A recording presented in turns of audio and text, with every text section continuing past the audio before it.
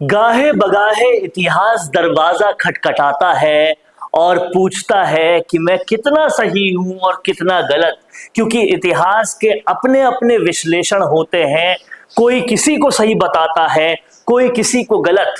और ऐसे ही मामलों में अब एक नई और बड़ी बहस छिड़ चुकी है कि महान कौन था, मराठा महान थे कि राजपूत महान थे।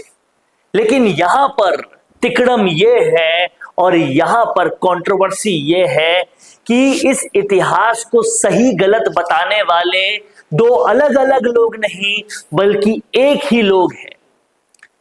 और यहां सवाल ये उठ रहा है कि ये राजवीर सिंह चकलोई, जो कि एक हिस्ट्री के टीचर हैं, वो इस बहस को बड़ा कर रहे हैं कि मराठा तो लुटेरे थे, महान तो केवल राजपूत थे। और लगातार बड़े बड़े मंचों से ये बात कह रहे हैं।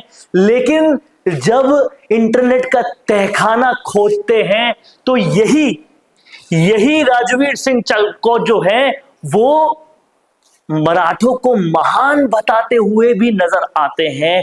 ऐसे में किस इतिहास को माने, किस इतिहास को नहीं माने, जब पढ़ाने वाले ही दो दो बात करते हैं। यह सबसे बड़ी बात है। राजवीर सर का नाम वर्ल्ड फेमस हो चुका है इतिहास को बताने में। लेकिन अब इन्होंने टीचर से आगे जब क्रांतिकारी रास्ता अपनाया और मराठों को लुटेरा बताया, तो फिर लोगों ने इंटरनेट को खंगाला, इनके पुराने लेक्चर्स निकाले जहां पर ये मराठों को महान बताते हुए नजर आते हैं। सबसे पहले सुनते हैं कि जब ये टीचर क्रांतिकारी बने तो किस तरह से मराठों को लुटेरा बताया और राजपूत को महान। सुनिए मारवाड़ी में, राजस्थानी में कि किस तरीके से राजवीर सर ने मराठों को रौंद दिया, उनके इतिहास को रौंद दिया और उनको पूरी तरह से लुटेरा बताया।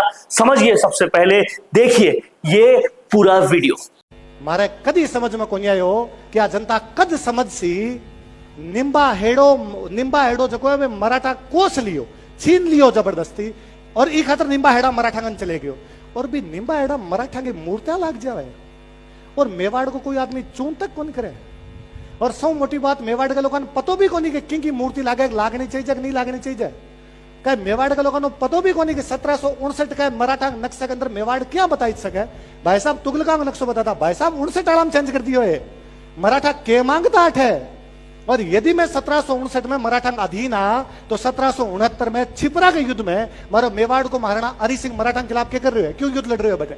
और सौ मोटी बात, मराठा युद्ध को नहीं, मराठा विशुद्ध लुटेरा, विशुद्ध है ना। हमारे खिलाफ तो महाराष्ट्र में आजकल कैंपेन चल रखे है कि मर्द का बच्चा है तो बॉम्बे आके दिखा, है ना। वो तो मैं जासूं जब देखू, पर साची बात करूं क्या लड़ सका है कि बी छिपरा के युद्ध में 8000 मराठा मेवाड़ की तरफ लड़ा है और बाकी मराठा भी लड़ा, केवल पैसा खातर, केवल पैसा खातर। कोई दीन धर्म को नहीं थारो।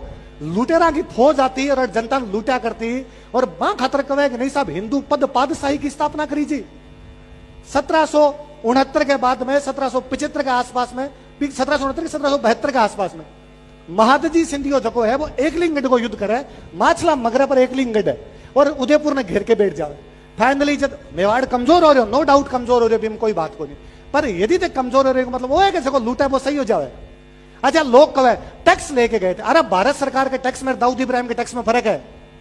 मैं भारत सरकार ने टैक्स दूंगी खातर दूंगी मेरी रक्षा करसी, दाऊद इब्राहिम ने मैं टैक्स दूंगी खातर दूंगी मार देसी वो, तो भी टैक्स में फर्क होया करे। सरकार के टैक्स में को दूसरा लुटेरन टैक्स दे देंगे।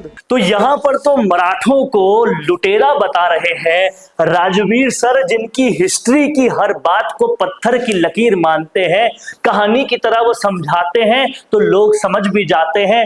छात्र इनके बताए हुए पर बड़े बड़े एग्जाम दे आते हैं और उन एग्जामों में नंबर जब आते हैं तो धन्यवाद भी राजवीर सर को ही करते हैं। अब वो इतिहास पढ़ाने, बताने, समझाने वाले सर पहले मराठों को अच्छा कहते थे, अब अचानक बुरा कहने लग गए।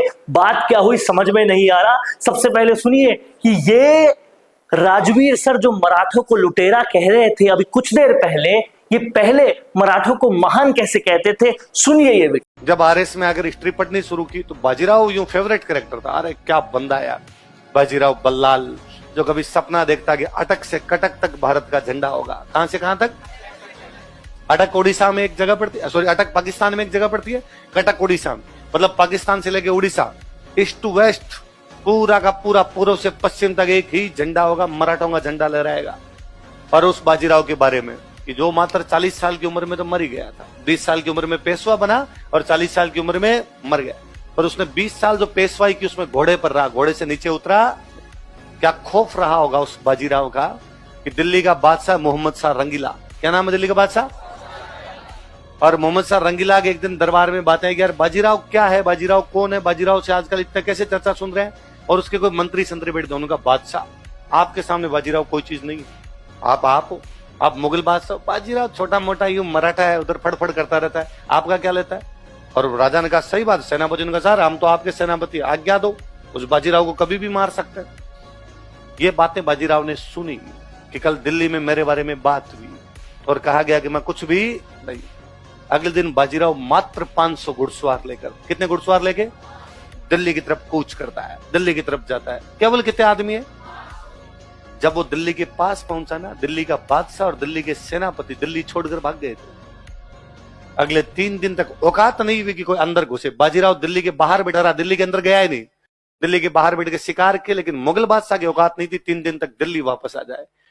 अब यहां पर आपने राजवीर सर को सुना, ये तो मराठों की तारीफ कर रहे हैं।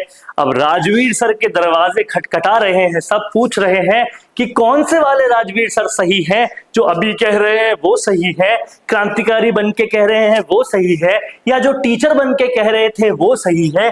आखिर सही क्या है हमें ये तो बता दे, क्योंकि इससे पहले ऐसी असमंजस, ऐसी माथापच्ची, ऐसी सर खपाऊ चीजें नहीं हुई कि एक ही आदमी इतिहास के 2 विश्लेषण कर रहा है। इससे पहले हमेशा यह हुआ कि कोई इतिहास के बारे में कुछ कहता था, कोई दूसरा कुछ कहता था, वैसे विवाद उत्पन्न होते थे।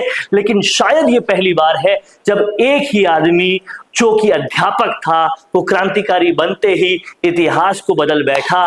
क्या कुछ मानते हैं आप? क्या राजवीर सर का कहना ठीक है या गलत, या फिर कोई और इसकी बात है? कमेंट बॉक्स में लिखते जाइए। देखते रहिए संवाद, क्योंकि ये संवाद है भारत का, भारत के लिए। नमस्कार।